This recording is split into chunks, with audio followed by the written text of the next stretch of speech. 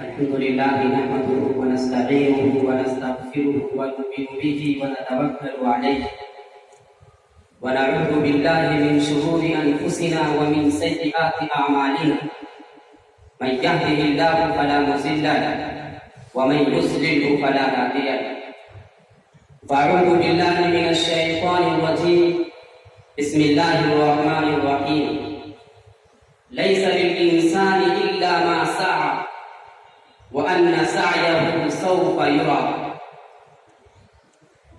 مہمانان نظام، میں علامہ اقبال رحمۃ اللہ علیہ کا یہ شعر آپ کی نظر کرتا ہوں. افراد کے ہاتھوں میں ہے اقوام کی تقدیر، افراد کے ہاتھوں میں ہے اقوام کی تقدیر، ہر فرد ہے ملت کے مقدر کا ستارہ. مجھے آپ لوگوں کے سامنے جمعیت علماء ہند کا تعارف موجودہ حالات کے تناظر میں پیش کرنے کے لیے دعوت دی گئی ہے. مہمانان نظام، 20ویں صدی کے ابتدائی ایام ہندوستانی مسلمانوں کے لیے انتہائی مشکل ترین تھے. مسلم حکومت کے خاتمے کے بعد مسلمانوں کو بیک وقت کئی مسائل کا سامنا تھا. مذہبی اقدار پر بھی حملہ ہو رہا تھا، سیاسی اور سماجی سطح پر بھی مسلمان پسماندگی کی طرف آمادہ تھے. معاشی اور اقتصادی حالت بھی مسلمانوں کی دن بدن خراب ہوتی جا رہی تھی. برٹش حکومت کے زور و دبدبے کی وجہ سے ہندوستانی عوام بالخصوص مسلمان انتہائی بے بسی کے عالم میں اپنے شب و روز بسر کر رہے تھے. زندگی کے ہر مرحلے میں وہ انگریزوں کے ظلم و ستم، جانبداری اور عصبیت کے شکار تھے. ملک سے انگریزوں کو دربدر کرنے کے لیے کہ ایک تحریک علماء نے شروع کر رکھی تھی. دارالعلوم دیوبند کا قیام اس سلسلے میں سب سے اہم اقدام تھا. اسی مقصد کے لیے حضرت شیخ الہند نے جمعیت الانصار قائم کی تھی. اس ضمن میں سب سے بڑی جدوجہد تحریک ریشمی رومال کے ذریعے کی گئی، جو کامیابی کے چند قدم کے فاصلے پر غداری کی نظر ہو گئی.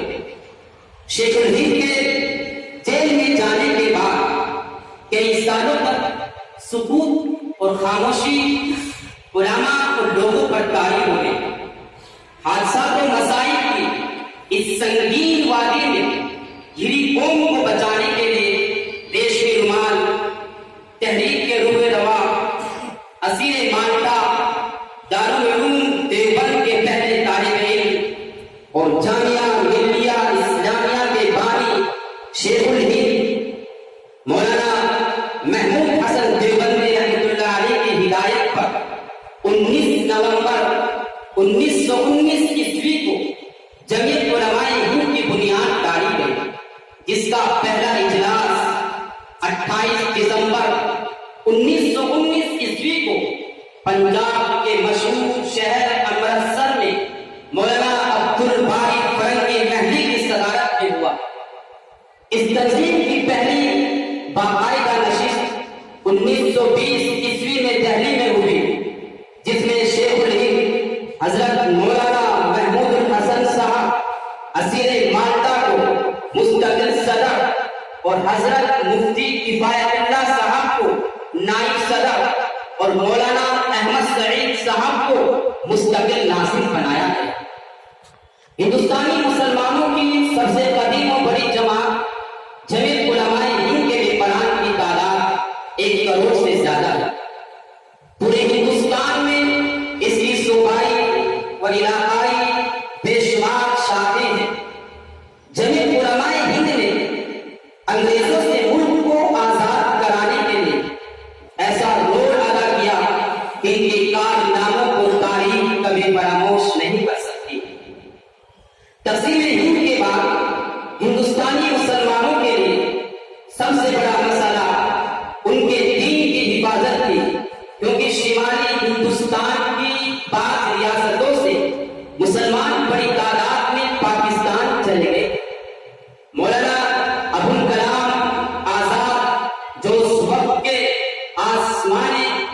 मजहब के नजर ताबा से उस मौके पर आपने कहा था कि अगर आपने मुसलमानों के दीन की हिफाजत कर ली तो आपने इस मुल्क के अंदर बड़ा काम कर लिया।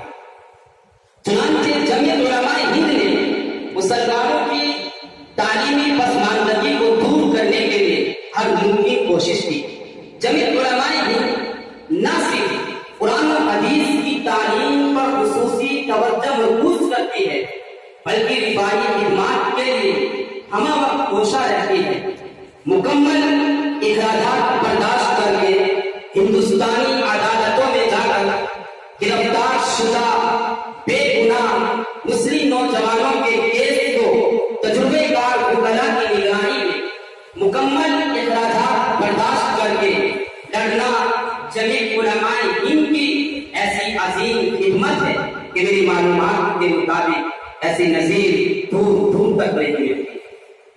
मुजफ्फरनगर और शामली के देहातों में फसाद से मुतासिरीन के लिए कई सौ मकानात तामीर कराकर सैकड़ों खानदानों के रहने का बंदोबस्त किया।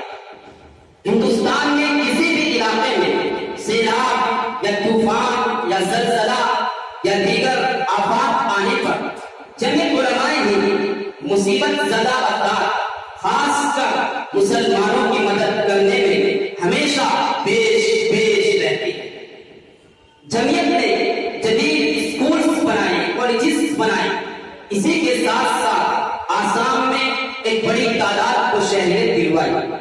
जमीयत उलमाए हिंद की इस तवील अरसे की खिदमात को एक मुख्तसर मजमून में जमा करना नामुमकिन है। मैंने बस चंद खिदमात आपके सामने रखी है और समझने के लिए इतना काफी है। मुख्तसर अर्ज ये है कि जमीयत उलमाए हिंद ने आजादी के बाद अपने आप को तालीम, तबलीग, तस्नीम, रिफाई खिदमात के साथ खास कर लिया।